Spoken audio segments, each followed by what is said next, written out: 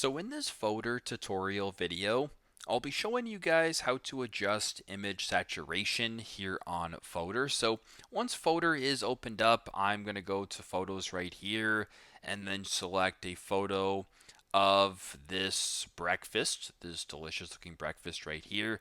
Now if you want to adjust the saturation level, it's very simple. Press on the photo, go to where it says adjustment right here in the top left. Then under saturation, if you want to increase the saturation, you can slide this little meter to the right. If you want to decrease saturation, make the photo a little less colorful, you can slide it to the left. So whatever the case may be, you can kind of find the sweet spot. If all looks good, you can exit out, and there you go.